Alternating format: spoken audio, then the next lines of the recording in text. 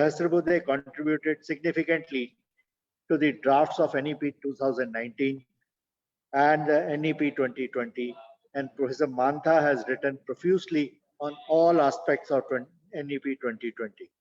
It is in this context we are all looking forward to his today's presentation, which is titled Quality Education Changing Contours. Thank you very much. Thank you, Professor Grover, for this fantastic historical introduction. And now I request Professor Bagla. Professor Bagla is an esteemed member of SPSTI, always guiding us for matters related to the sky. So Professor Bagla will do us the honors by introducing Professor N. Satyamurthy, today's guest of honor. Bagla ji, please. Thank you, Kaji.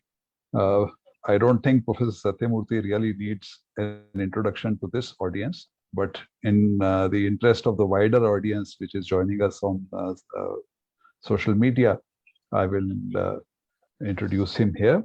We all over here, of course, know him through the 10 years that he spent at ISA Mohali as the founder director, during which time the institute grew from almost nothing to a flourishing institute with more than 80 faculty members and more than 1,000 students on campus.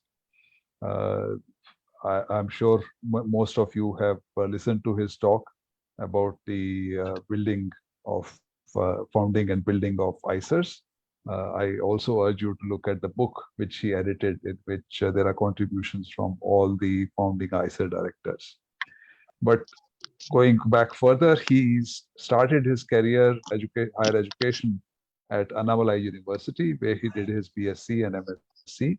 And then he went to Oklahoma State University for his PhD, where he worked with Ellen Baff, and postdoctoral work with J.C. Poliani, who is a Nobel Prize winner.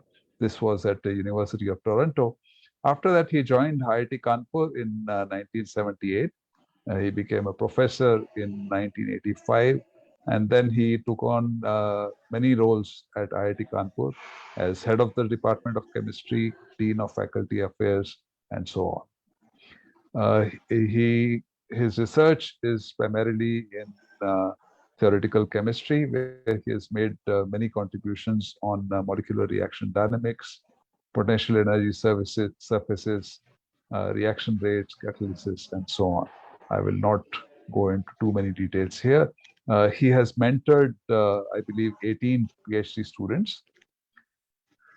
His work has been recognized through many awards, starting with the Young Scientist Medal by INSA in 1980, and also the S.S. Bhatnagar Prize in Chemical Sciences in 1990. There is Hari Om Ashram Trust Award by the UGC in 1997, FICCI Award in 2001, and Professor Navneeta Rao Best Teacher Award by the Andhra Pradesh Academy of Sciences in 2003.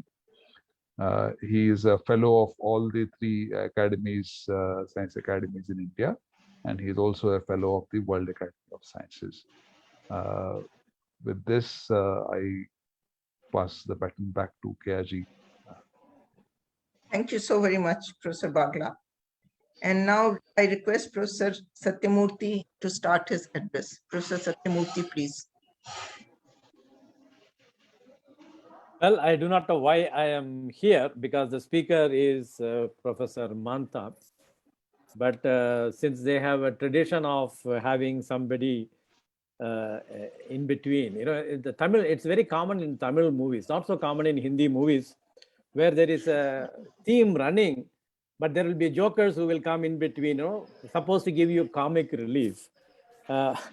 Hopefully my presence is more than comic relief. I would only like to say the following few sentences. Number one, I have met Professor Mantha, who, when he was a chairman AICTE, I read many of his columns, particularly in the last few years, on higher education, happening in higher education in India, and his comments on NEP 2020. I look forward to listening to him, and while he has his lecture, his expository lecture ready, I just would like to think aloud for a minute or two with his consent and with the consent of the SPSTI. We are going through unusual times in the sense we have an NEP 2020, which presumably which has been adopted, and I hear everybody saying we are implementing NEP 2020. But in the background, I see the announcement of UGC, you don't need a PhD to become a faculty member. You don't need to write an All India entrance exam to do a PhD. You don't need engineering, you don't need mathematics to do engineering. Now, these are liberal policies and were in place before all this streamlining took place in the last 30, 40 years. Not that we did not have. Ours was a very liberal setup. Educational institutions enjoyed their autonomy. I can tell stories, second-hand stories, where the ministers and chief ministers would seek appointment with the vice chancellors of universities. I will not say what happens today. The scenario has changed. We have become rule conscious. We want to be liberal, but we want to hide under rules. We want to poke our nose on everything, wanting to know everything under RTI. While we appreciate the science, circus for science van getting ready, I'm sure there is somebody who is preparing an RTI question as to who all have contributed, how much, what is the price, where are the copies of 3 quotes, etc. This is a kind of a nonsensical attitude of members of the society pulling each other, retarding our progress. So it's not going to be easy. NEP 2020 is a laudable policy. I have listened to Dr. Kasturi Rangan in person. I do not pretend to have read the entire document, but I have seen excerpts from the document. With this background, I really look forward to listening to Professor Mantha. This is not to set an agenda for him. This is just to tell him what is in my mind in the background when I look forward to listening to him. I want to thank SPSTI for giving me this opportunity to make this interlude. Thank you. Namaskar. Thank you. When you thank SPSTI, you are in a way thanking yourself. Thank you so much for your words.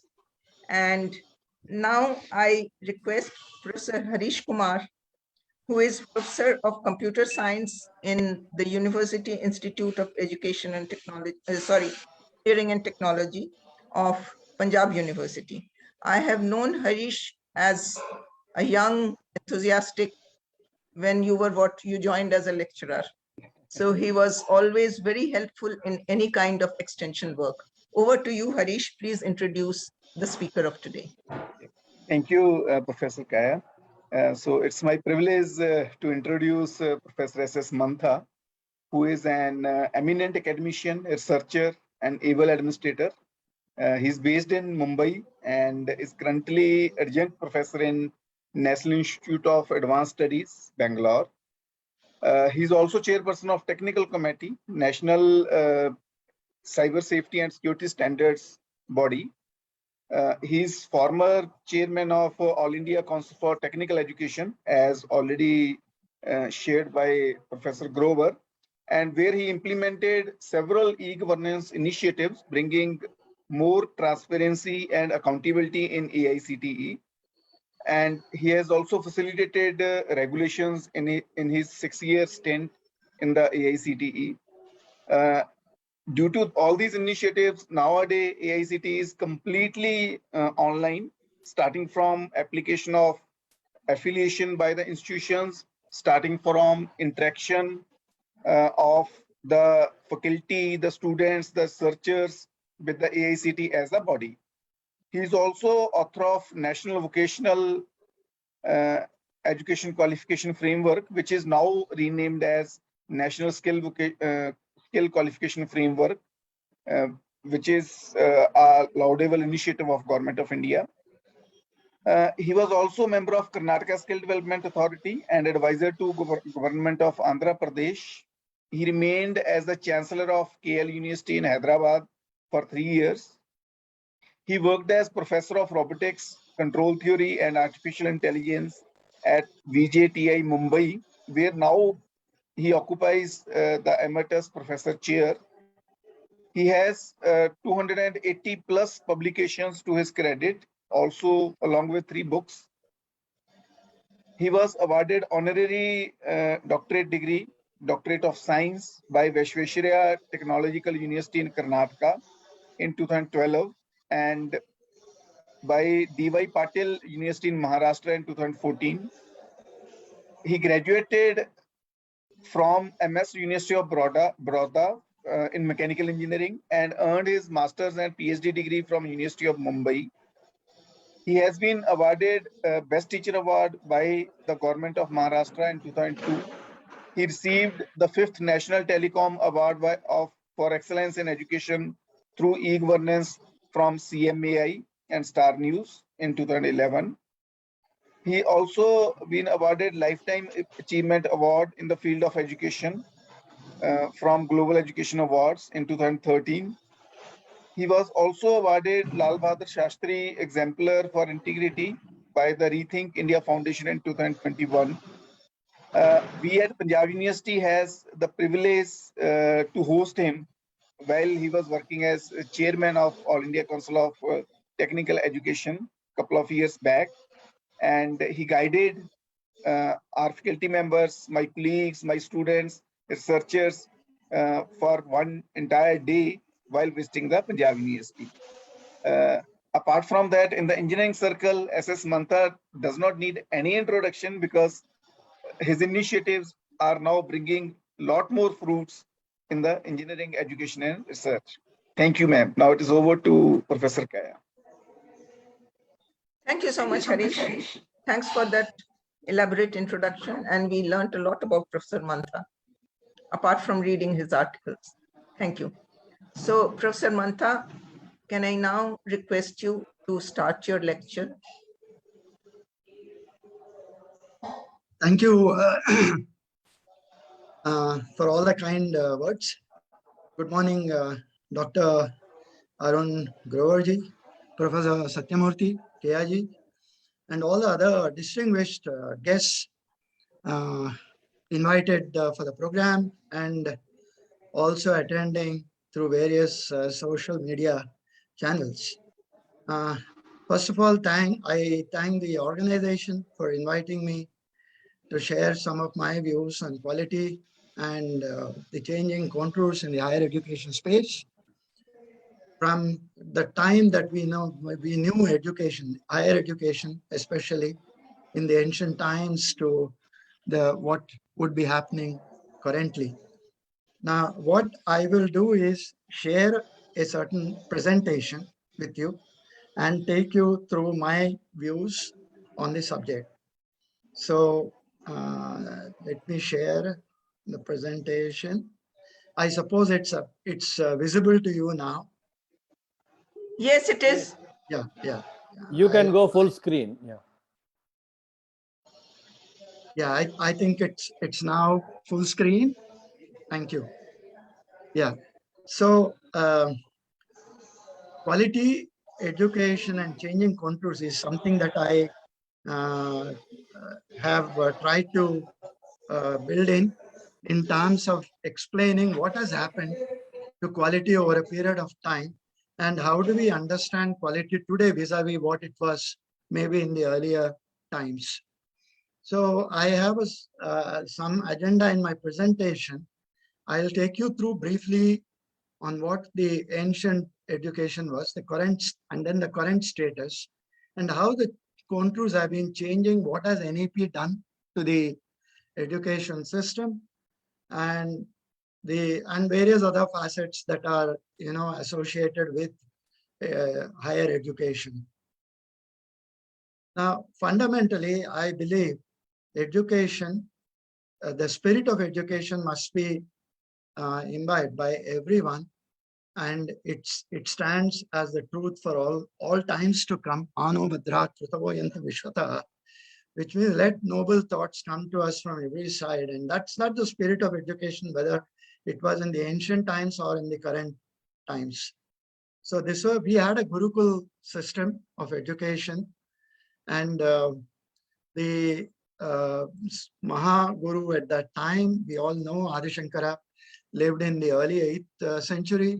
He had 4 disciples, Padmapada, Hastamalaka, Rodakacharya, and Sureshwara.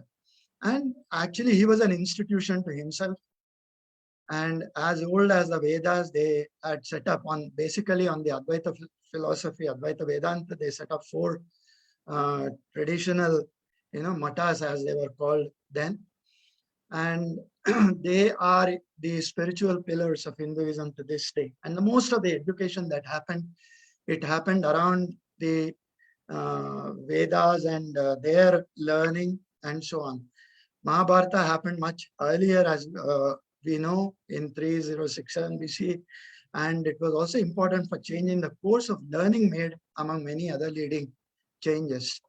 During the time, we also know of Ekalavya, the principal of Nishada, who was rejected as a student by Guru Dronacharya for societal compulsions that existed during that time.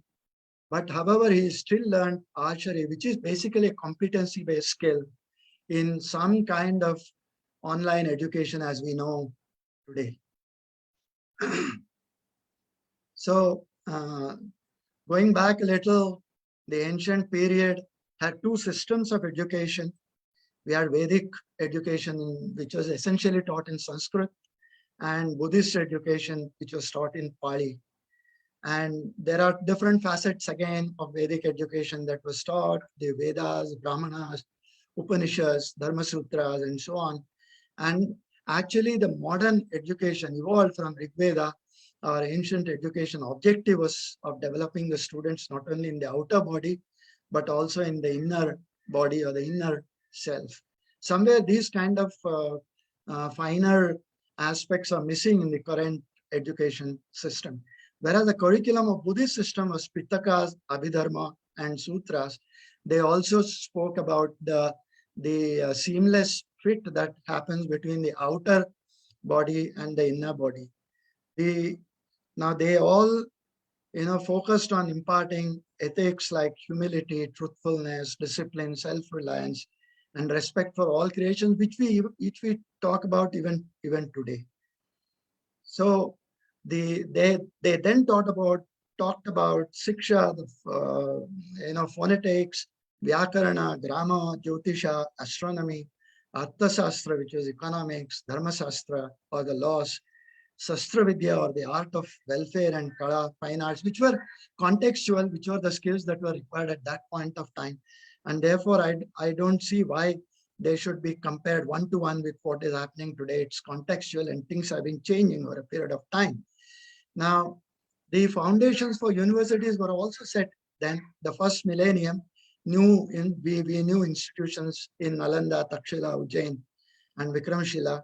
And almost all the subjects, whether it's art, architecture, painting, logic, grammar, philosophy, or anything you talk about, was taught there. Medicine was taught. Takshila specialized in medicine, and Ujjain was a specialist university in astronomy, and so on.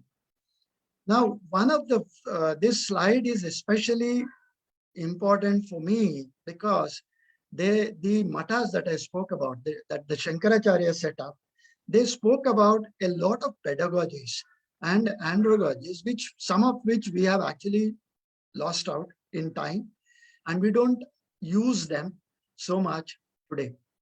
It's a little of going back will be of interest. Shravana Vidhi is something listening attentively to what the Guru says. Manana Vidhi is meditating over what Guru teaches, and it implies logical thinking for assimilating the essentials. Nidhi Dhyasa Vidhi is a method of reaching conclusions. Prashnottara Vidhi is a question-answer method. Tarka Vidhi is something for reasoning and removing the doubts of the students. Vyakhya Vidhi is exposition, tika or commentary or annotation. Adhyaropa Apavada Vidhi is a projection method where the student is guided to see the real from the unreal. Drishtanta Vidhi is something where students understand difficult subject matter through illustrations. Kathakatana Vidhis, this is extremely important. The entire teaching must happen through storytelling. In fact, the gaming theory that people are talking about in the online education today talks about storytelling method. I mean, the idea is, why do people or young children get hooked onto video games so much for hours together, but they are hardly, able to concentrate on a 15-minute, 20-minute lecture. So there are several lessons to learn here. And finally, Upadesha Vidhi, the lecture method used by an Advaita Vedanta practitioner. The teacher speaks and the student listens and understands. Unfortunately, what has happened is, except for the first Shravana Vidhi and the last Upadesha Vidhi, nothing else remains in the system today. Whereas these are all very important things in terms of quality. We must look back, introspect as to what was happening earlier.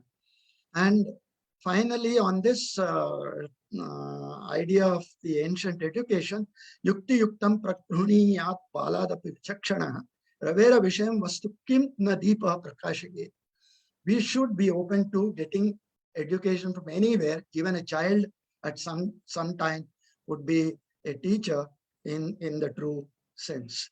Now, having said all this, let's look at modern education, what's happening with that, and because of how the perceptions have been changing, how the education has been changing, how the expectations have been changing, the quality built around it also has been changing, or the quality perception has been changing. The British invasion, which we know, in the 1830s, Lord Macaulay introduced the English language, which actually completely changed the way we learn. And that has even today a vice-like grip on the way we learn and the way we teach. 21st century, the era of science, technology, and innovations.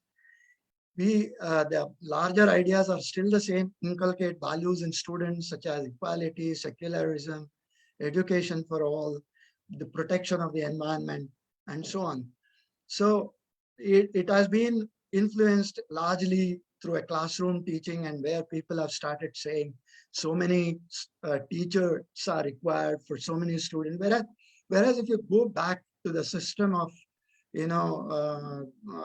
the system that Shankaracharya put in, there is one teacher, one student kind of ratio, which in some of the subjects in IITs, we still have 5 students to 1 teacher and so on. I'll come to this a little later. We today learn concepts on online platforms like YouTube, Coursera, Udemy, and so on. And students, they refer to all kinds of material that's available online or given by the teachers and so on. But there is very little emphasis on practical skills, is something that defines the overall quality of the students that we get in terms of their interaction with the society.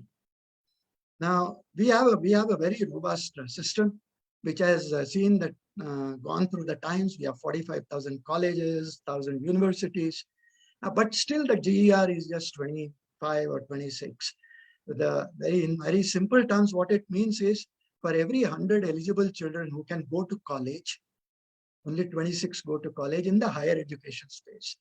Whereas if you go below that, you have about 98 GER in the primary education and about 70 GER in the secondary education. So there are huge dropouts for various reasons and so on. And that also is an indicator of what is it that we are doing in the university system and so on. Now, fundamentally, a university is a community of teachers and scholars. It must nurture academic freedom, must allow a student to explore, spirit of adventure, teach innovation, must allow the student to innovate, and so on. And the medium, of course, is knowledge and learning, and a certificate of attainment is the fruit that appears at the end. There are several boundary conditions, and those boundary conditions have been changing the contours of a traditional university. Now, a traditional university has many facets, and we all know that each facet has been changing, and therefore quality is affected. We'll see some of those contours of quality as we define and how they have been changing and so on. There are some pressure points are, for example, large number of students. In fact, we have 36 million students in the higher education space. That 26 GER that we are talking about still constitutes in absolute terms 36 million students. And for that, we have very inadequate faculty numbers, we have poor faculty quality, we have shrinking job opportunities, and the new COVID pandemic, which has disrupted the whole system. But each pressure point that I've spoken about has a unique pressure release mechanism. However, they all affect quality. Now, that is what we need to understand. So there are reality versus expectations. Now, these are some of the things which I am putting forward upfront so that we define things which can take care of some of them and probably look at the entire quality quotient in its right perspective. We have, Professor Satyamurthy, couldn't have been, more right. Today, we have non-transparent appointment, of the highest positions. We have lack of autonomy. Autonomy has different facets. We have academic, financial, managerial, administrative. Whenever people talk about autonomy for an institution, they only talk about academic autonomy. And even that is pressured from outside. Without financial autonomy, I do not think any university would do anything, or any institution would be in a position to do anything in terms of quality. So then there is a lack of level playing field. There are different systems that we nurture in the space, and they do not have a level playing field. For example, the public universities are put at a disadvantage vis-a-vis some of the private universities and things like that. Most of the institutions are told what to do, how to do by the regulators, and there's no freedom. And there is no scope for creativity. Outdated, out of context frameworks from state higher education councils, and different standards exist. Whereas IITs speak about, no ratio. For example, in an IIT, there's no typically a student-teacher ratio that the public university is subjected to. Whereas there are courses which have 5 students to a teacher. In a public university, you have 50 students to a teacher. So, but when you talk about any quality metric, for example, accreditation or assessment or quality, assurance or whatever form, ranking, for example, any of these things, we say that quality expected is the same. When the boundary conditions are not the same, how do you expect the quality to be same? And then how do you measure it on the same platform? Then complete absence of competency-based skills in education is more theoretical and so on. And there's a complete absence of industry participation. And there are also mandated pressures. So many research publications, so many things. And therefore people cut corners and a lot of things happen. There's a pressure on providing internships when you have almost 1 million students in the technical education space. That's still the the graduate space.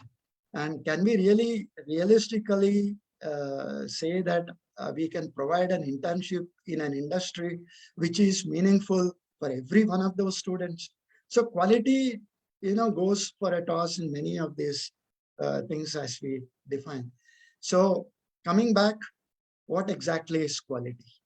So we have an accreditation process which evaluates and recognizes an institution for meeting peer developed standards. We have an assessment process which uses empirical data on student learning to refine programs and improve student learning, which involves knowledge and the feedback. There is also a ranking mechanism based on comparable performance indicators, and the league tables point to a university's relative position vis-a-vis others. There's nothing absolute about this. This is only relative. And in our country, we also a few years back developed the National Institutional Ranking Framework.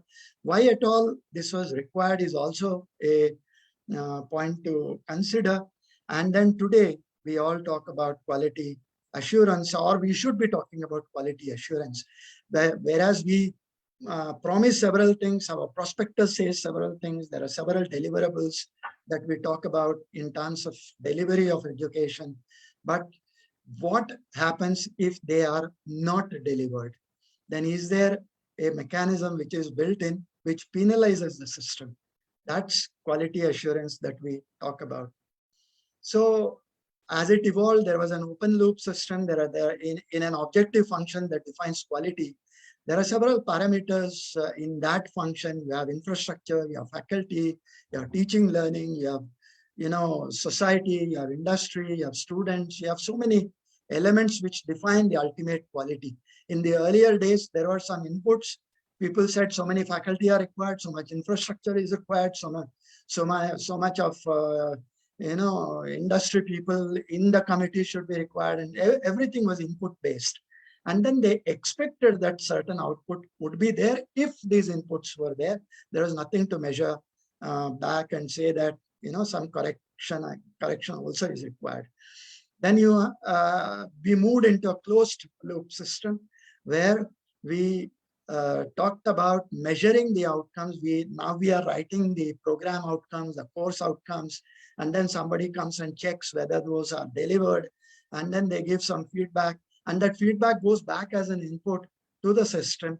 And then, but as we know, control systems where such closed loop systems work, the time for the perturbations to come down is much larger, because we are not actually addressing the problem area. We are only adding the error back to the input, and that flows through every single element again.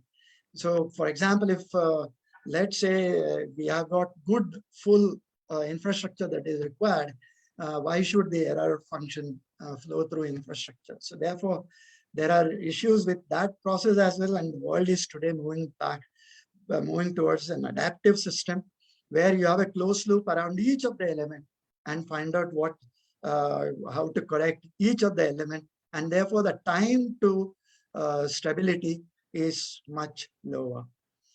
So therefore, quality assurance will have analysis and assessment planning, data tools and human resource, and assessment policies and procedures. And together, it gives you a quality assurance system. I'll give you a small example of something that happened during the COVID time in the US. There are almost 250 universities which were sued in the courts for not providing education in face-to-face mode when they charged for that, whereas online education was something that had to be done. But then the question in the court was, why did they charge the same as, or conversely, are both the same? And then the second question they raised was whether the degree that was given face-to-face is same as the degree that they would get now, because most of their education was online. Now, interestingly, when this went to the court, the court dismissed the case. And they said that they put this entire process under the force majeure clause and said that this cannot be entertained. So there are these kind of things are going to happen in future. Quality assurance, there is a built-in process of guaranteeing the outcomes that we are talking about. And increasingly in future, this will become the point around which systems will navigate. And therefore, the fees that is to be charged in a system will also undergo a great change. We all know that there's a Carnegie Mellon system of measuring credits, and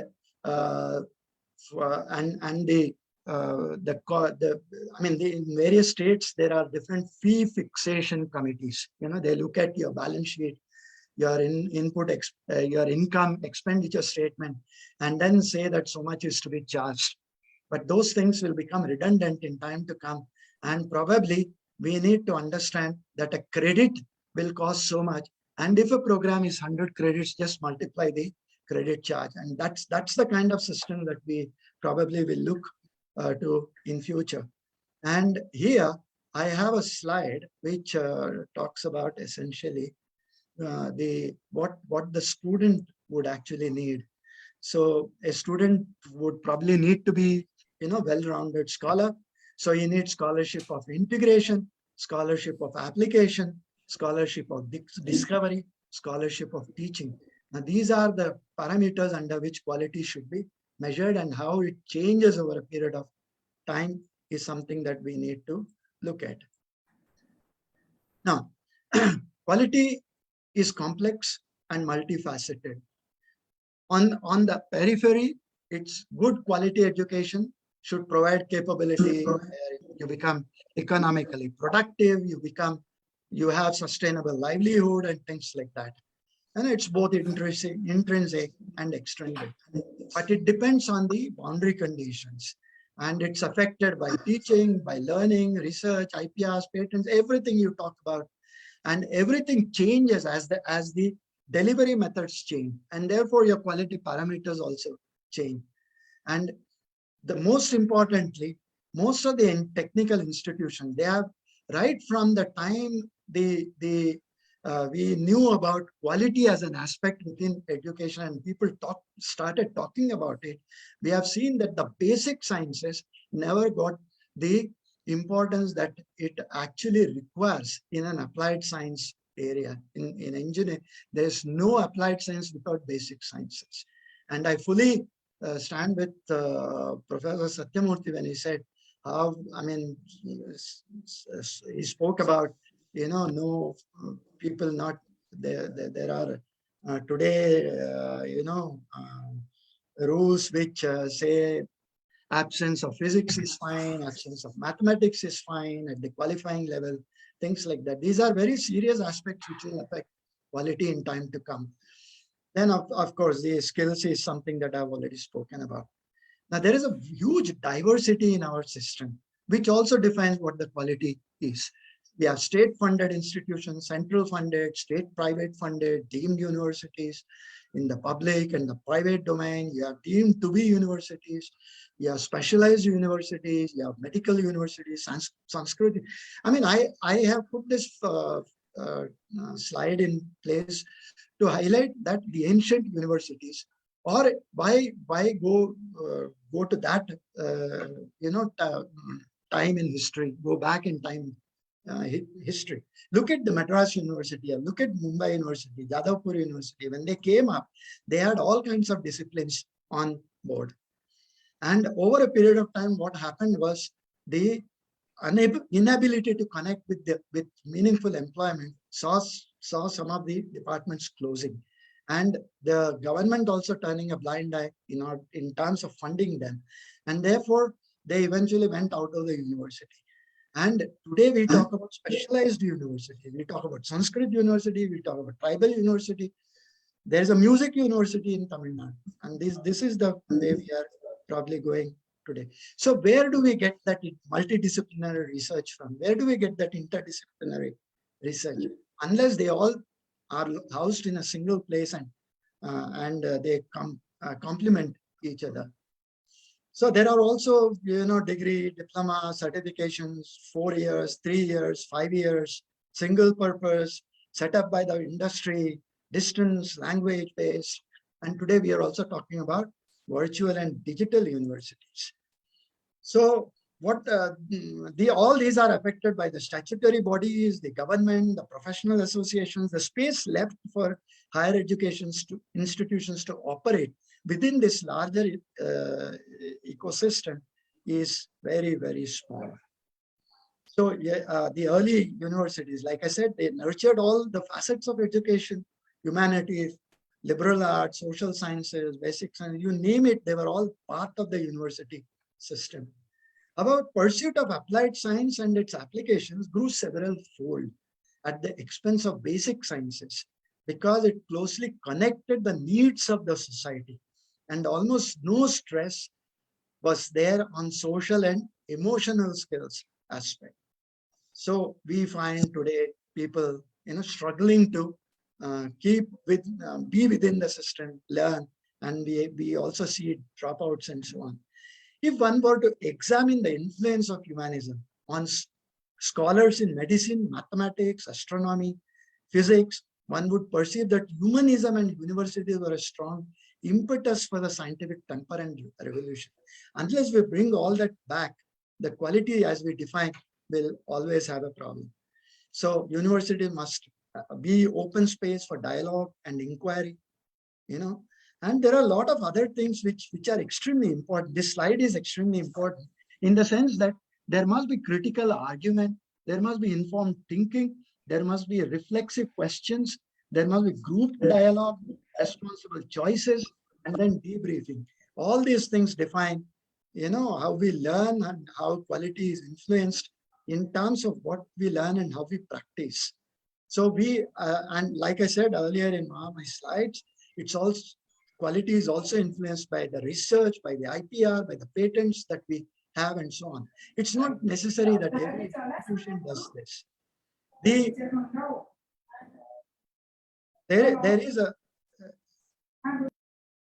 is a requirement here. There is a debate in the scientific world whether there should be research institutions which also teach, or there should be teaching institutions which also do some research. So this is a debate that will go on, but then it's not necessary that everyone should be a research institution, and everyone should, there are different ways of looking at the problem. But there are hundreds of PhDs and thousands of research publications which are produced in the country without a converging team, and all out of a multitude of universities and institutions.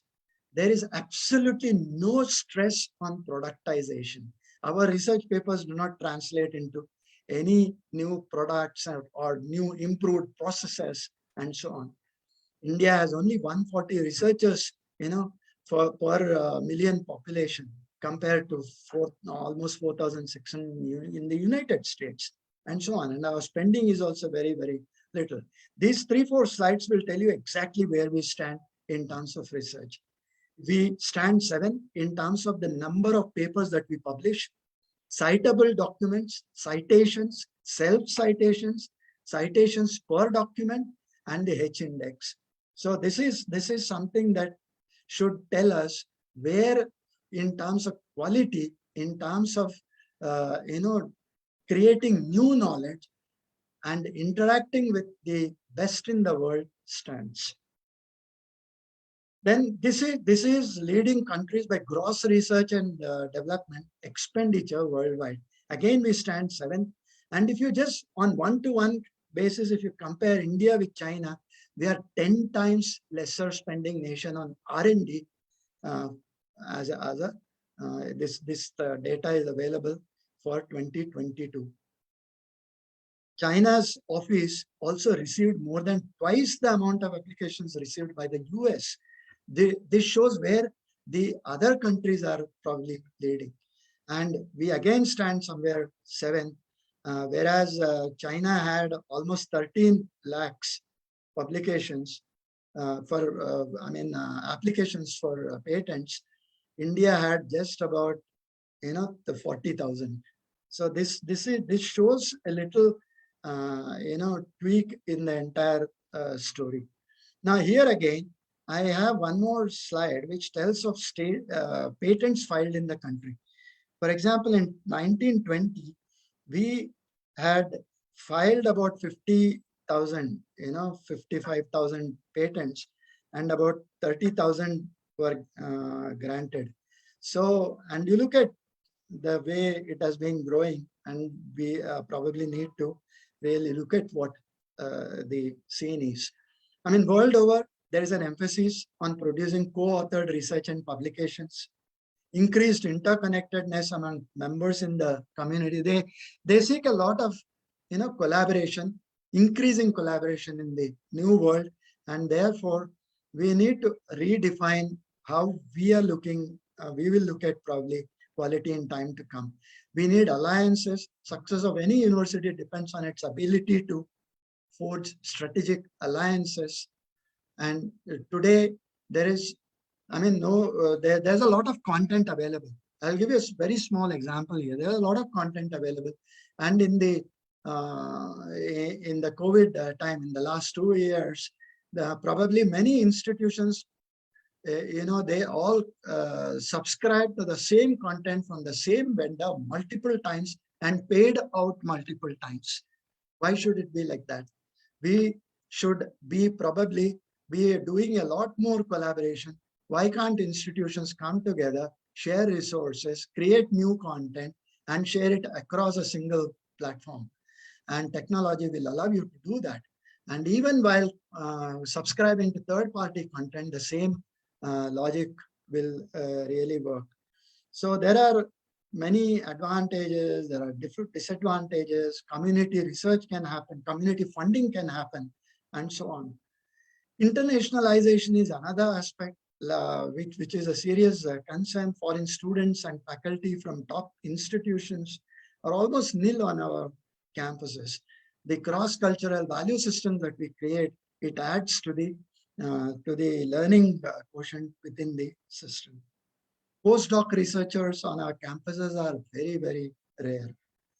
Now, here I would like to take you back a little into a German model that works. We have a Max Planck Society in Germany, and there is also a Fraunhofer Society.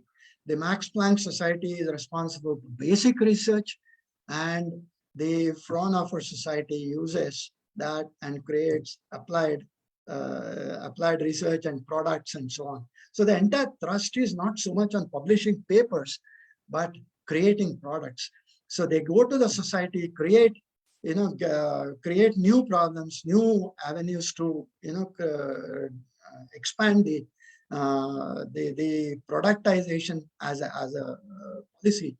And on a single campus, they have almost all kinds of industries represented with a central place, creating a product ideating it, and then moves through the entire ecosystem. And finally, the product is realized. Paper publishing may happen during that time, but that's not the focus. So invariably, we find best of the systems, best of the products coming from Germany. So we need to probably relook at our system in terms of going forward. And whereas it's possible, there is no need to create new institutions. The present system can be, suitably modified to create all that I'm saying here. So this is a Fraunhofer Society where 70% of its income through contracts and with industry or specific government projects is realized, and 30% of the budget is sourced in the proportion of 9:1 from state land government grants, and is used to support preparatory research. So this is a great concept which we must really look at moving forward. As far as skills is concerned, there are multiple pathways which are available as on date, and our education system must be built into provide these ways of being able to move through the different systems that we have, and still continue education and so on. So this adds a dimension to the way we function in our universities and system. Now, one special area that I would want to see only from an aspect of a quality metric is the global rankings. Let's see what really happens here. There are at least 22 different agencies which look at global rankings. There are different ways of doing it. There are high impact universities, Research Performance Index in Australia, which looks at only research performance of universities, of institutions. And it's a great story to understand why so many of them have come, because there is no one single scale on which everything can be put together, because each one has a specific importance in terms of delivery of education, quality of education, and the delivery systems that can be mobilized to create products. We also have Leiden ranking, which is a Netherlands Center of Science and Technology Studies at Leiden University, which maintains a European and worldwide ranking of the top 500 universities based on the impact of Web of Science Index publications per year. There's a Newsweek US, there's professional ranking of world universities, which is a Paris-based organization. There's QS Asian University rankings. There is also, they launched a Asian University ranking partnership, with people in Korea, and they rank the top 350 Asian universities. And there is a QS Latin American University ranking. There's Reuters World Top 100 Innovative Universities ranking. There's a Round University ranking of Moscow. There is SJR ranking, which has published its international ranking of worldwide research institutions. Again, Times Higher Education World University Rank, Times Higher Education World Reputation Rankings. And so each one looks at a different parameter that defines quality in an overall education system. There's a multi-rank European Commission ranking system. And there is also a ranking of rankings system. It's very, very interesting. University ranks, World University Ranking. It aggregates the results of 5 global ranking systems, combining them to form a single rank. It uses the World University Ranking for 22.5% weightage, QS World Ranking for another 22.5%, US News Best Global University, ARWU, Reuters, and the first edition was launched in 2017. So there are different ways of looking at quality metrics and so on. There is also Webometrics, there is Wuhan University ranking, and there is NIRF, which is an Indian version. And there are all, ultimately the point is quality, is relative, but then raising the bar, raising the standards is always a challenge, and one must strive for that. So there are trends, there are different trends and paradigms. There is a problem with the governance, the philosophy, lifelong learning is something that's coming up, methodology, which is NEP talks about interdisciplinary, multidisciplinary, and so on. Methodology is active learning versus e-learning. Governance is accountability and transparency. We need total quality. We need harmonization, convergence, and so on. We need service delivery, borderless education, academic mobility. We need deregulation, liberalization, privatization, and so on. All this will define the future education. And whereas this is all on the supply side, there is also something on the demand side. On the demand side, we have Industry 4.0, which is trying to, influence the system. And these are some of the definitions that come up from Davis, from KPMG, SME, which are the most important in this space. There is also an internet minute, which actually, most of us are on social media, and that influences heavily the way we look at education and the way we deliver education. This one chart will tell you the extent of social media that has come into our lives, and therefore it influences the way we teach, the way we learn, and so on.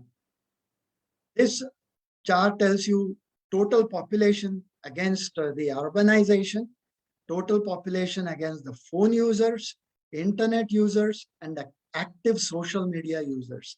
4.62 billion out of 7.95 billion use active social media users, which is almost 60%. Now, within the industry space, on one side, we have complete automation, Internet of Things. Any electronic device which can communicate can be connected and is called a thing. So all the devices which communicate, whether it's your mobile phone or your PC or your sensor, there's a camera on the street somewhere, there's a camera in your lift, all of them are communicating devices. They are all called collectively Internet of Things, anything that communicates. And on the other side, we have product innovation, we have process innovation, we have autonomous agents, which is essentially into AI, and we have digital networking. The space in between this is labor 4.0. And the new education will be decided by what this labor 4.0 will require. And that labor 4.0 will require skills 4.0, education 4.0, and therefore quality that needs to be redefined in terms of the new technology that comes in. And believe me, this affects every single area of the supply chain. It involves factory infrastructure, machinery, tools, manufacturing, anything that you talk about. The new technology within the industry space or outside that, it involves every single aspect of this supply chain. So what do we do? So going back to the universities, we need to be in sync with what is happening outside and with what is happening within the industry.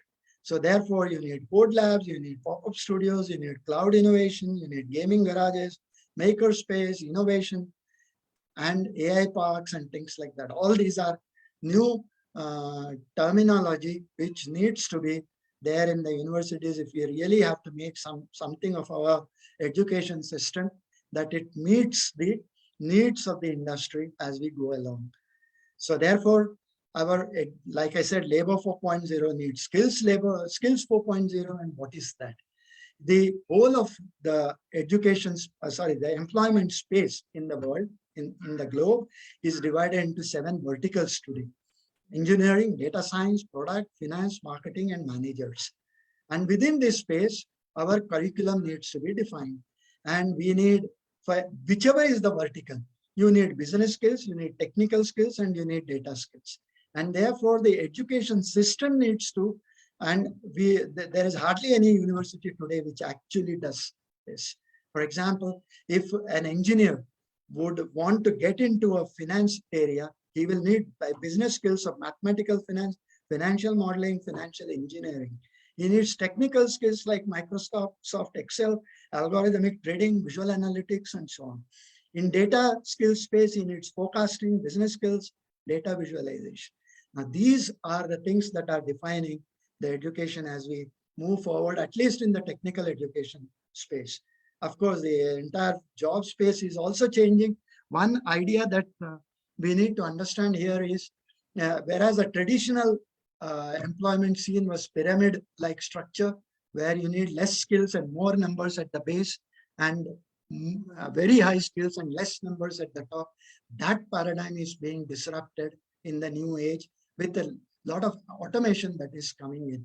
So the base is shrinking. You need higher order skills at the base, less number at the base too, and less number at the higher level, but even better skills, even higher order skills at the top. So therefore, a lot of automation will decide what the future would be. And therefore, we need to constantly reimagine what this quality business is all about. There's a lot of disruption that's happening within the employment space. So jobs which require a degree are changing, jobs which don't require a degree are changing, and so on. So which are the vulnerable jobs that will be impacted in times to come is what is seen in this chart. So we need a layered approach. We need, we need to lay emphasis on hands-on learning, core, emerging, multidisciplinary career. So we need to relook at the entire curriculum space. There are several, pointers which will also be needed to look at in the future of work. There's connectivity, modularization, remote working, all kinds of things will influence what we do and how we do in times to come. So like I said, the employability skills are changing as the digital age demands. And therefore, this slide tells you what those skills are and so on. Apart from all the technical skills, there are a lot of other skills that are required. And one important skill that from all these skills is the cognitive flexibility, which I've written at the end. The cognitive flexibility will require that a student would fit into any situation seamlessly, and he must have skills which he can realign and adapt himself to the new environment and so on. So the cognitive flexibility is a skill that must be somehow ingrained in the students in future. So the learning landscape is changing.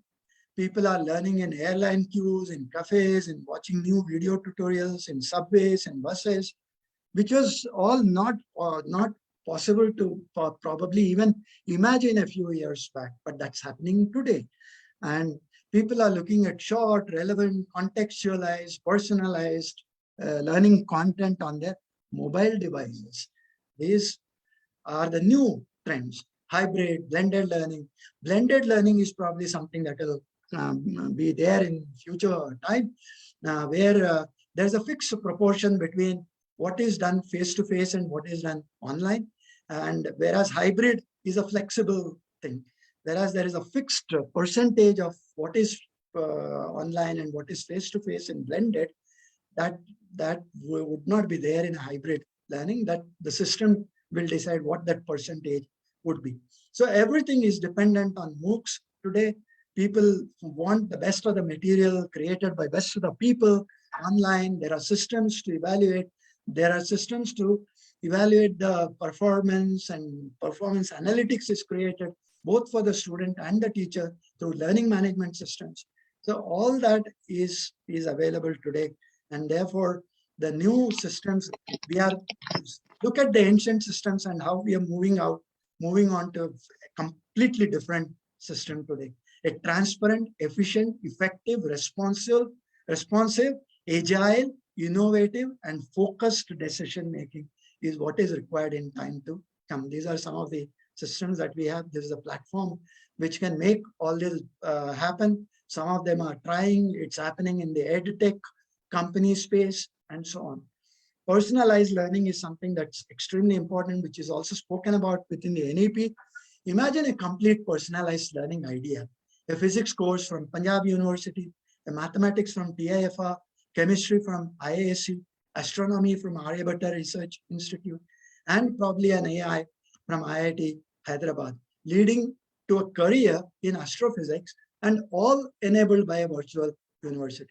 All this is possible in time to come, and it will happen. It will come over us before we, so therefore we need to be one step ahead of all that. And all this is explicitly built into NEP. The credit accumulation, the multi-point entry, exit, personalized learning, they are all based on to realize some of these ideas. And or for example, I've given one more example here, business skills with a course in agile management from Martin Crook, a leadership from Texas Tech. Probably this is the NEP doesn't talk about acquiring credits from a university outside the country, but maybe over a period of time, that too will happen. Now, content is all available in the public domain. It's available even today. There is not, and available from the best of the people who have created that. So full-fledged online programs, intelligent mix and match of online modules, targeted specialized courses, customer-built certificates, complete online assessment, and quality assurance. That's probably the way. And all this will be enabled by using MOOCs as an aggregator. So you don't need, silos of universities, but they can all come up on a single online platform, share resources, and collaborate, and so on. And without collaboration, I don't think systems will work in future. So virtual university is something that we are moving to by doing all that. And there is an opportunity for everyone. Everyone becomes a target audience within a virtual university, whether it's technological leaders, chief data operators, entrepreneurs, or emerging job markets. So we have a virtual and networked universities. The traditional universities will have to reinvent themselves as Velcro institutions in spirit, where they must be capable of being pulled apart and reassembled in new ways to respond to changing opportunities. The same business as usual is not going to work anymore.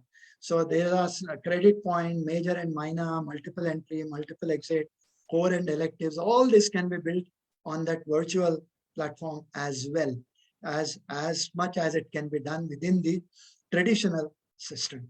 So all this can be made possible through a lot of technology, the next 2-3 slides talks about virtualization, which is a technology aspect, desktop virtualization, server virtualization, and ultimately hyper-converged infrastructure is something that will come in place. Huawei is a company which is already into this, and there are several other technology-based companies which are heavily into education, creating hyper-converged infrastructure to create education and learning anytime, anywhere, and so on. So ultimately, we also need to address the digital divide. There are several ways of doing that. Availability of devices and bandwidth is far from satisfactory. BSNL, NIC networks should be used. Sanitized mobile PC vans can be looked at, and mobile vans which are fit with equipment, and they move into the villages to teach whatever is the skill set that is required, and so on. And if a maximum throughput and minimal interference is required for conduct of nationwide teaching, or even conducting exams, channels 1, 6, and 11 in the 2.4 gigahertz ISM band could be utilized. DTH channels can be used.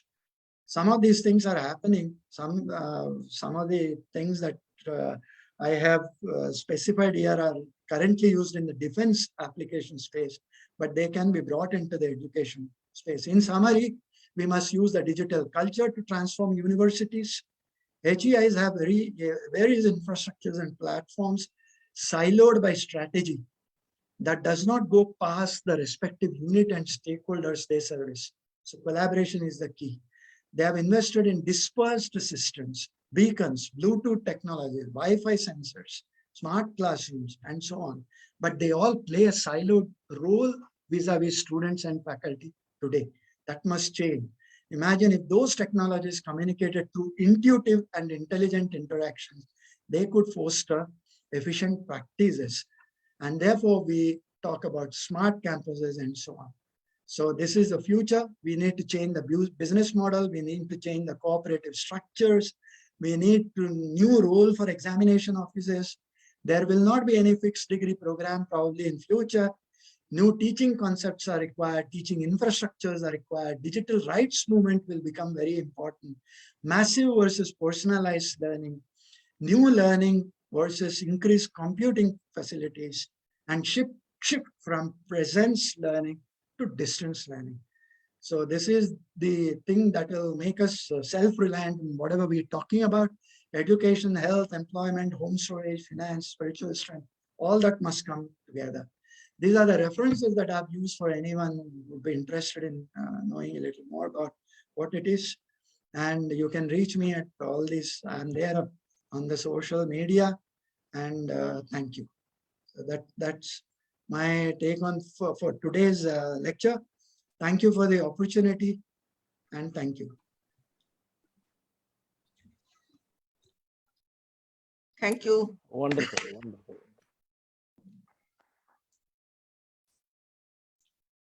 Thank you, Professor Mantha, for that massive input for thought. And now I request the audience to put up questions or comments. We are now open for discussions. Professor Rajendra Singh, Dr. Rajendra Singh, please. So first of all, thank you very much for the nice lecture. So you started your lecture with the old time university like Texla Nalanda. My question, do we know about the structure of the university, how it was, teachers, who was financing them, and so forth and so on? There is very little information in the public domain on that aspect, but then it was more a patronizing kind of activity that was prevalent at that time. So they were more funded by the ruling dispensations at that point of time. And people used to come together to share knowledge, and most of the departments resided on the same complex. And therefore, the idea of the ancient systems as they were prevalent then would only be a conjecture rather than anything specific. Okay, thanks. Thank you, Professor Mantha. I have Welcome, Professor Arvind.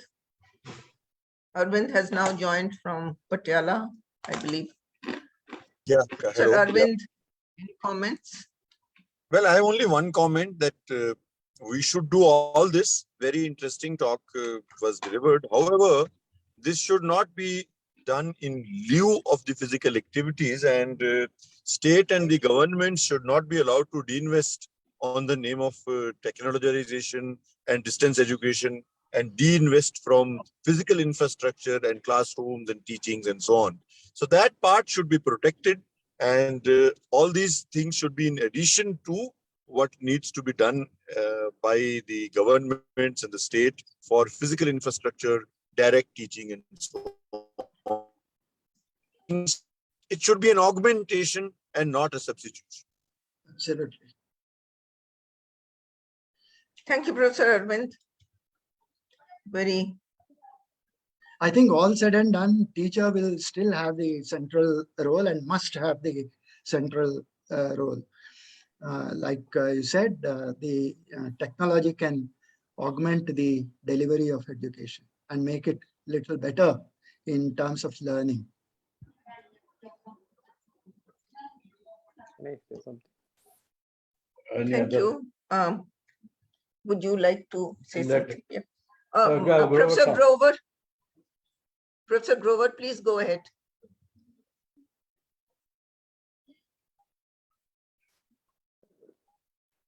आपकी आवाज नहीं आ रही है. Professor Grover, we can't hear you at all. Can you hear me now? Yes, yes, yes. Okay. So the amount of information that you have assimilated, okay, that needs to be assimilated and be available to others. Now, individuals cannot assimilate the kind of information that you have done it by your own passion. So we need to have banks of such information available to students in the universities and the departments, in a more distributive way. Otherwise, they will not be able to take advantage of the new changing environment that is evolving. And all this would become exclusive to a very small section of well-off or the high-performing students who have adequate guidance. So how does we ensure that this is more inclusive? This permeates for a larger section or a vast majority of students who go to, say, state universities and so on and so forth. So this is my concern, and I cannot think of an easy way that we have such things disseminated or be made available to the students as a guidance so that they can choose it, make appropriate choices. One is this, the other is we need to create enablers in our smaller universities. How do we enable students to access whatever is globally today available or would become available as the digitization or these changes would spread? I don't know whether I have made myself clear to you, but this is my concern as to how to take it forward. And so that all the good things that you have described in the last 15 minutes of your talk, okay, how do we have this benefit accrue to an average student in an average university? First of all, your concerns are very well said. Now, what happens is there are systems available, and there are practitioners, there are users, and there are designers, people who put the system in place. There are practitioners of that who use that, and there are end users who need the benefits of that. So every one of them need not really understand every part of this entire chain. So but the designers will need to understand what the expectations of the end user are and build systems to address those requirements. Now, as far as the practitioners are concerned, they need to understand how the delivery mechanism happens. They may not really get into the technology part, but they really need to understand how the delivery. I'll give you a small example here. We have last 2 years, there was a lot of online education. And what we actually did was went on to a Zoom-like platform and did exactly the same thing as we did that we were doing in a classroom. Give a 45-minute lecture or 1-hour lecture. And at least in the classroom, we knew who was attentive and who was not. Here, there was no way of knowing that. In order to save on the bandwidth, teachers were actively telling the students to switch off the video and mute themselves, which means that there was no communication. It was just a monologue and not as much as a dialogue that was required.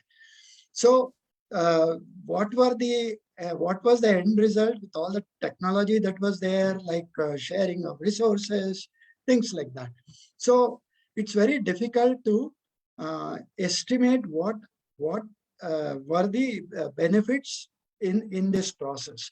So therefore, what is required probably is, even when a content is created, even when an online content is created, which goes in an offline mode to a student, not an interactive session, a live session between student and teacher, even there must be 2 people involved in this. When a lecture is given in an online mode, there must be 2 people involved.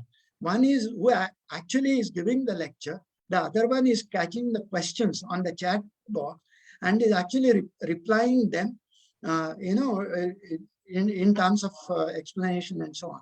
So even a content that is created must look at putting in people together who are expert. Now, instead of one teacher, we are talking 2 teachers. And instead of technology being used in a unidirectional way, we are now talking of multi-directional systems. So therefore, my view is technology will continue to evolve. As the technology grows, new systems will come and so on. What people should be interested in is to understand how the delivery is happening and whether the delivery is effective. If the delivery is not effective, no amount of technology, no amount of intervention is going to help. In a campus, in a university campus, it's not only the teaching learning that happens. There are many other things that happen which build a student's personality. That doesn't happen in online mode, which we seem to be moving to. So therefore, how do we build the emotional connect that happens in a face-to-face mode on an online mode? There is a lot of research that's also happening on that. So the gaming theory that I spoke about, it also talks about how to connect people more effectively.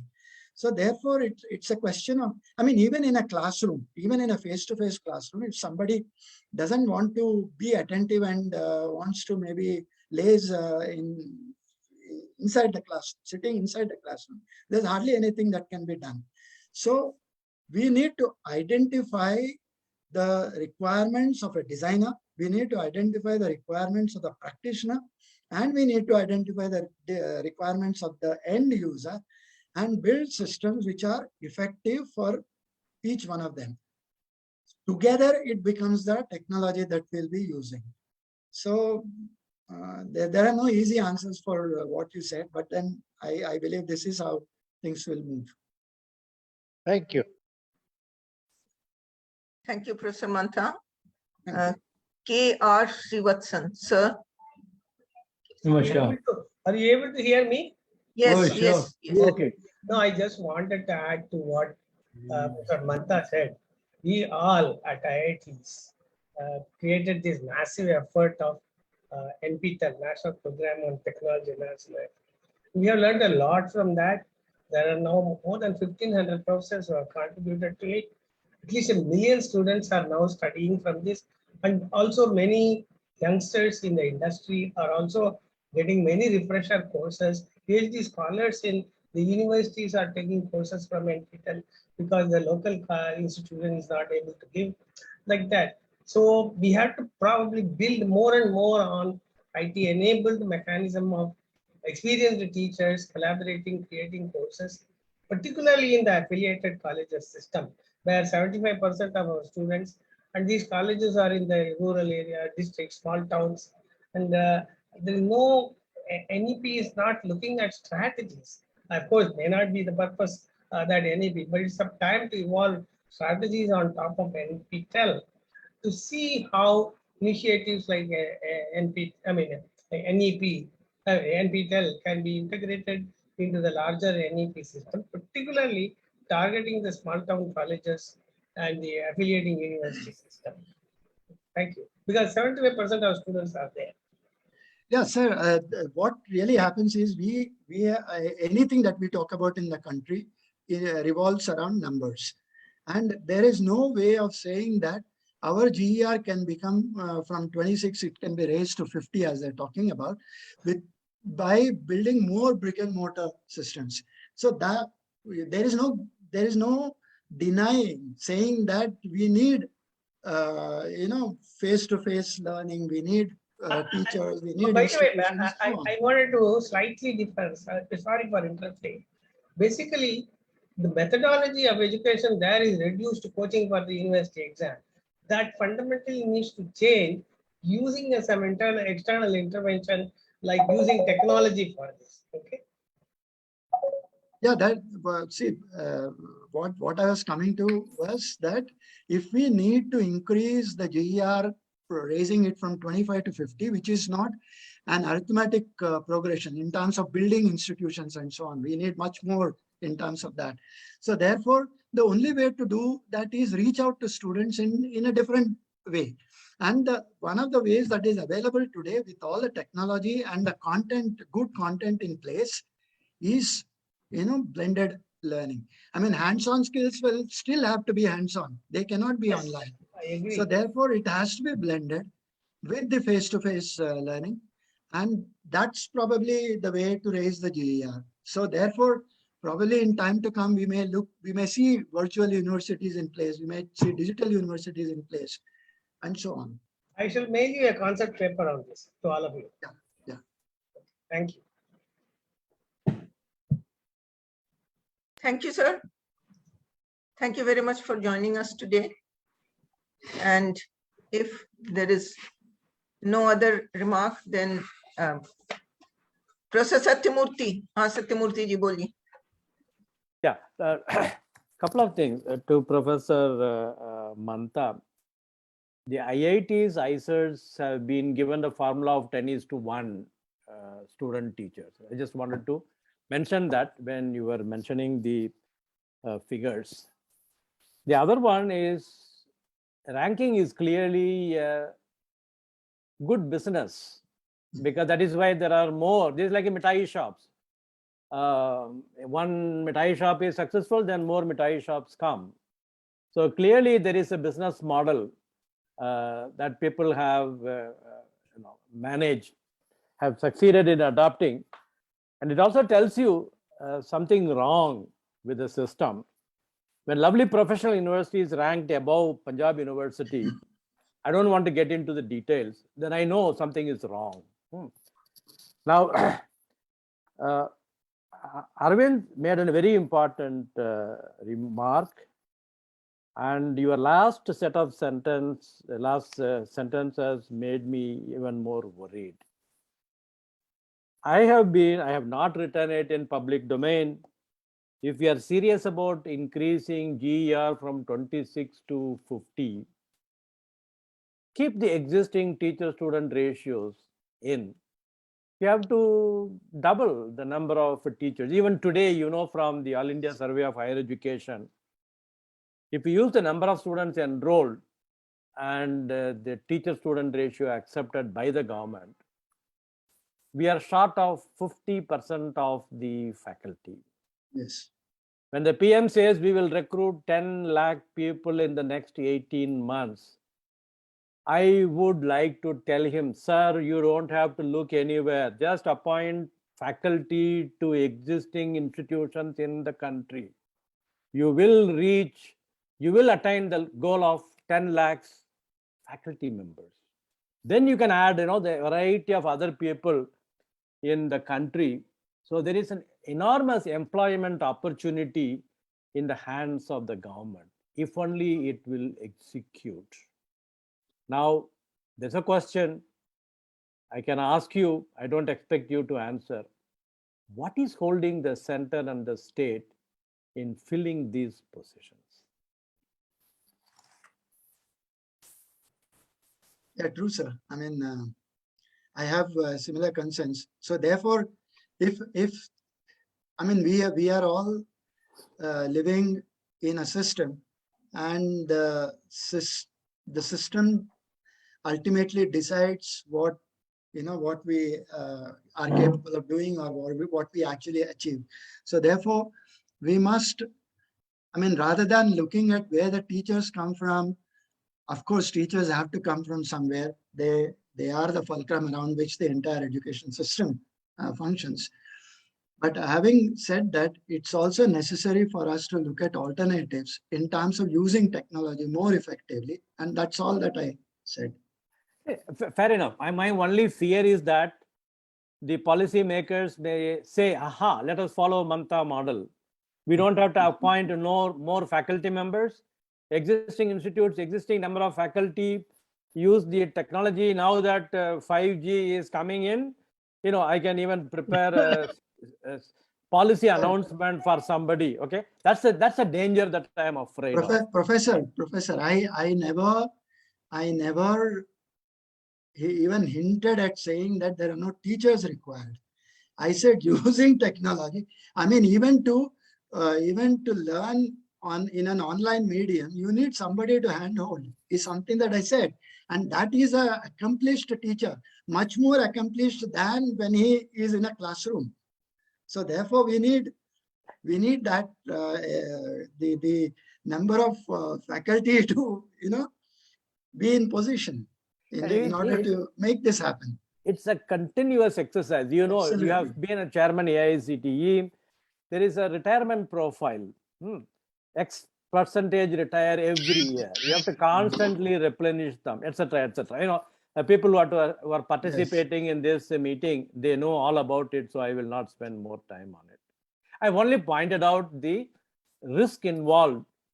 Somebody will go out and say, Professor Mantha suggested that we can increase GER from 26 to 50 by investing in 5G. That's all I was afraid of. So that is half truth. There are so many other things which are required for that. Yeah. Thank you. My wonderful lecture. Thank you. Thank you. Thank you. Dharamveer, please speak. I have a couple of comments. First, your lecture was excellent. It raised you gave us a lot of information and also raised a couple of questions. But my experience with education, technical education, that I spent 4 years in Haryana, having been officiating VC of a couple of universities and member of IIT's Board of Governors representing Haryana. My experience is that we have 3 types of universities. One is the Institute of National Importance, or university like University of Delhi, which are preferred children of the government of India. They're fairly well funded. Of course, there are limitations. So we have that system of class quality. And they have also raised another industry, especially IITs, industry of coaching classes. No institute, no government has been able to address it. Most of the children who take sciences at +2 level are perceived to be future engineers or doctors. Neither academicians, nor policymakers, nor planning commission or Niti Aayog has ever gone into this question from policy perspective. Can somebody become an engineer after BSc, MSc? IIT Kharagpur had special BTech after BSc 3 years, when it was 5 years for higher secondary. The second question is, you do BA, BSc or anything, but without skills. You raise the issue of skills. Why is UGC has not been able to make it mandatory to provide at least one skill to every graduate student? Ultimate objective of education may be many other things, enlightenment of individuals, knowledge, etc. Maybe they are laudable objectives, but everybody is not looking at that. Third is, as I said, can somebody, this is what Manjul Bhargav said when he visited Punjab University after he got the Fields Prize medal. He said, and Professor Bhamba said, he could not have been appointed professor in Punjab University, though he was appointed professor at Princeton even before he got the Fields Medal. So we had the authority, the university vice chancellors have the authority to appoint any person of eminence as professor without interview, without anything, without advertising. But those powers have got compromised, and so the system got hijacked. So there are many things like that have happened. So would you like to react? No, I mean, of course, there are several. Several such concerns, both in the space of public universities and the private university space. So all that I can say is there have been a lot of inconsistencies in the way we designed systems and the way we followed systems in the earlier days. And probably there will be similar inconsistencies in the future too. Though we today talk about a lot of technology in order to, augment the present systems.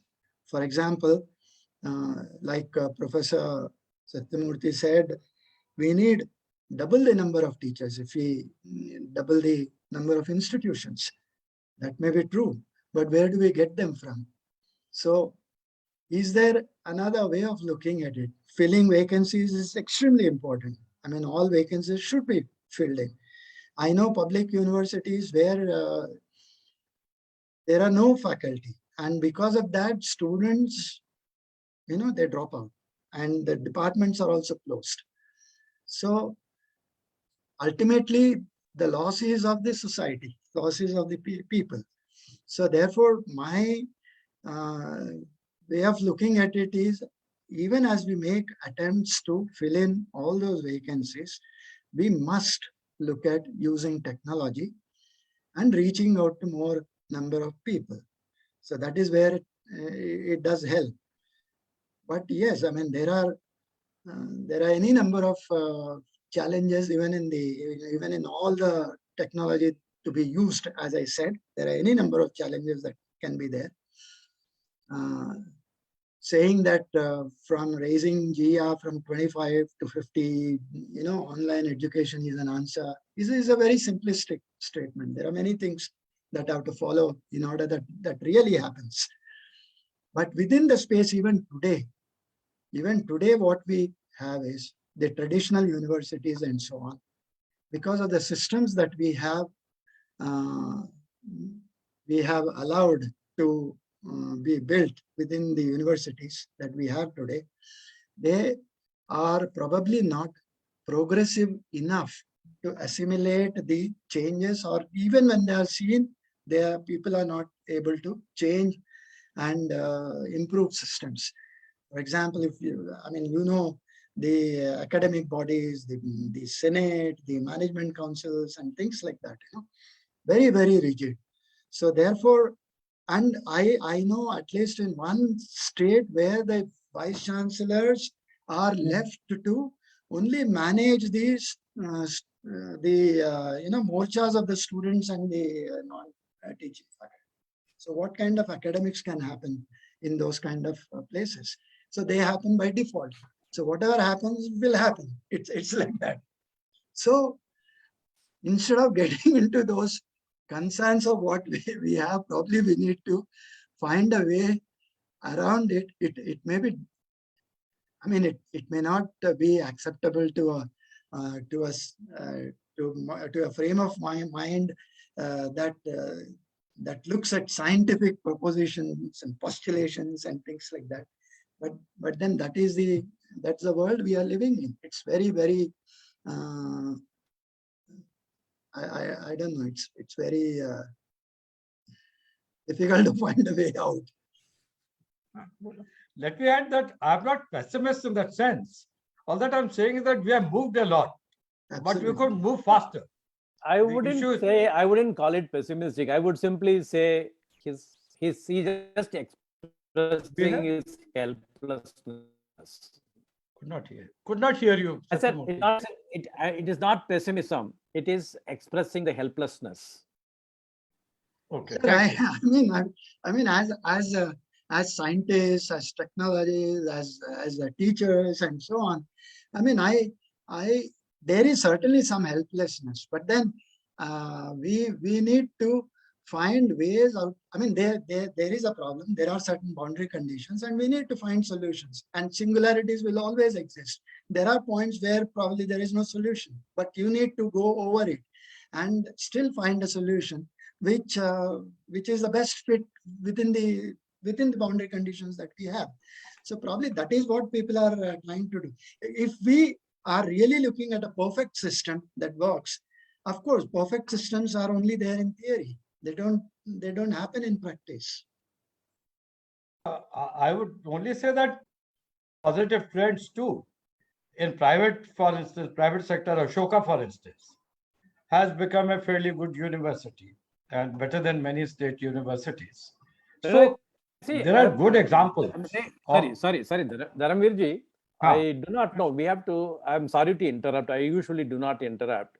This is a perception that has come about and is being promoted. I would like to find out what the yardsticks are, and we come to the conclusion that University A, private university, is coming up and is better, etc. Simultaneously, you must also consider what is the fee structure of that place. Exactly. So it's not that simple. And I think somewhere along the line, somebody mentioned, simply for heaven's sake, please, government should not wash its hands off. Then you know what will happen. This will become a completely controlled business. And all the people for whom we speak, the lower rung of the ladder, downtrodden people from the villages, less endowed, etc., they will all be left to fend for themselves. If we were in such a situation, many of us, I can speak for myself, I wouldn't be here except for the support given to me at various stages. I went to a government high school, government college, like that I grew up. This country cannot afford to wash its hands off and simply promote private universities.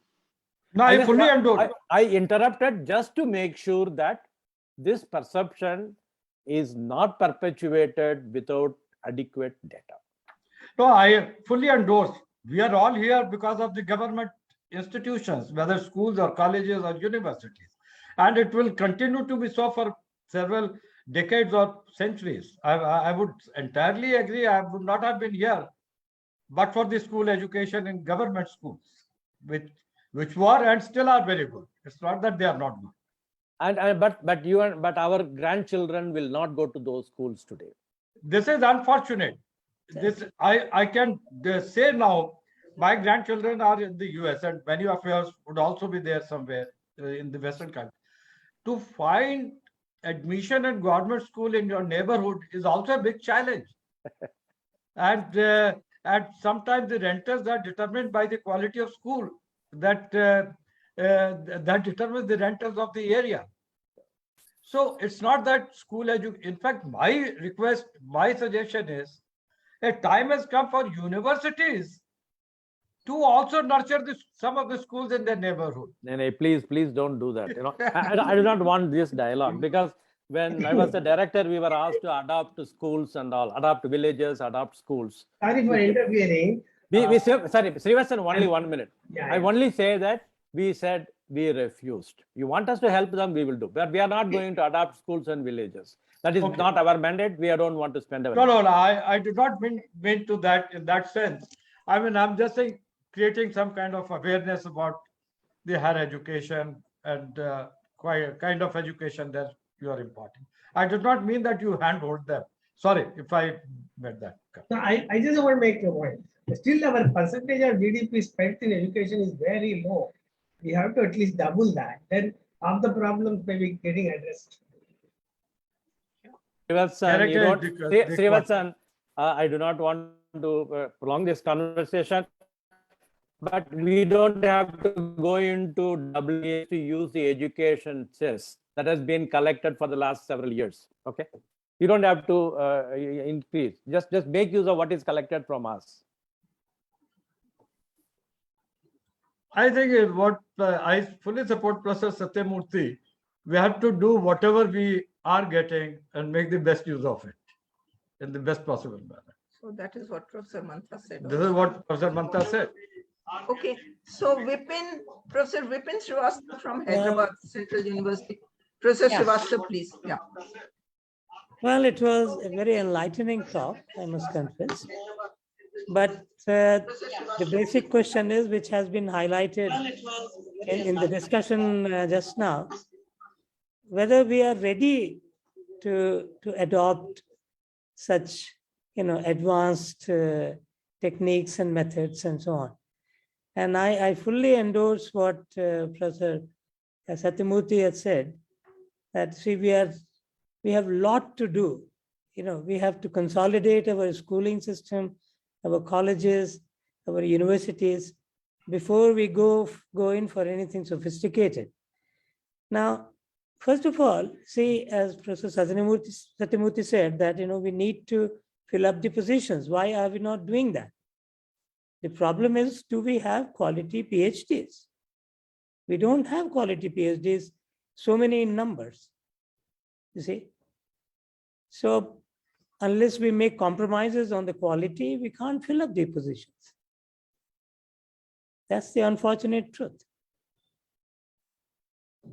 Would you like to react to that?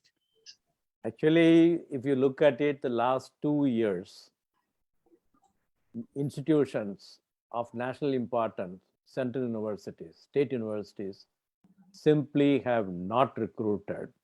There is a large number of qualified people applying for positions. And what these institutions have been told and they are doing is, they are on a mission mode and are looking for candidates of a particular, socially particular type. And so there's a stalemate, and nobody seems to be ready to talk about it, at least in public. And so that's one. You know this much better than I do. Well, it's very debatable. I mean, I have spent my life in the Central University of Hyderabad, in the School of Physics, and I know what the problems are.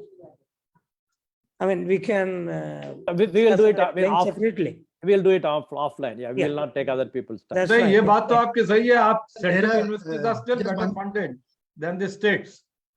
बहुत states में तो अभी pay scale भी लागू नहीं हुए हैं, labs का upgradation नहीं हुआ है, buildings का improvement नहीं हुआ है. So you are very correct. Funding has been a big challenge, especially in the state managed universities. Yeah. I would just say central. Anyway, that's a separate debate. That's a separate. Yes, that's a separate debate. Yeah. That's a separate debate. In fact, without going into the politics of the country or the very different views of the politicians, I had a debate, I participated in a debate where a lot of politicians were there about education and healthcare. So there is a different way of looking at that. But still, I believe government support is inherent for the development of human resources and the quality of governance in the country. It has to be supported by the states and the government of India. Otherwise, no human resource development can ever take place. So that needs to be re-emphasized time and again. There are two things which I from the in terms of reaction. The first is, yes, of course, all the vacancies need to be filled in, and wherever I have seen, even in some of the best universities, there is no dearth of applications. I mean, they receive several applications, but the quality is very poor. The quality of people who come in is very, very poor. Even if, they claim PhD in a certain area, and even in that area, there are serious flaws. That's the first part. The second part is the communication skills is absolutely bad. So therefore, if somebody is coming in as a teacher, the minimum that is expected is able to stand there and speak for 1 hour. And that is a problem area. So therefore, this is one part of the story. The second reaction is only on the change that you have spoken about. I mean, for me, change happens in two ways. Change happens when I plan. I plan the entire change. I know what I need as outcome. I know what inputs I have to provide. And then I define the process, and then I engineer the change. That's one way of doing it. The second is change by change. So you let change overtake you.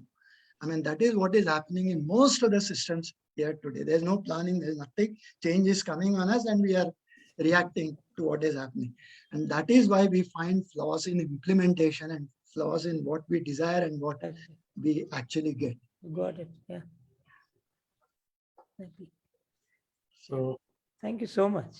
So any other comment? So we may close now. We may close, and I thank Professor Mantha for such a good lecture, and it has really given us several ideas. And Thank we you, would sir. invite you again for some other topic, and I hope you would accept our invitation. And We will. maybe when the physical lecture starts, we'll launch a series at Chandigarh. And Professor Satyamurthy is aware that we have had excellent lectures in Tagore Theatre. So we would be happy to have you there too. Thank you. And thank you, Professor Satyamurthy ji, Professor Vipin, friend of long time. And thanks a lot. Jai Hind. Jai Hind. Okay. This is the next lecture. Professor Grover joined today, Dr. R.B. Grover. Thank you very much for. I'm there. I'm online. I'll definitely be. So आपका lecture हो रहा है I was listening to what Professor Mantha has to say, but maybe I'll talk more next time. Thank you. Thank you very much. And I think we had met once or twice. Yeah, we have met. I'm speaking from Mumbai, so I'll be also joining from Mumbai like Professor Mantha. Okay, thank you.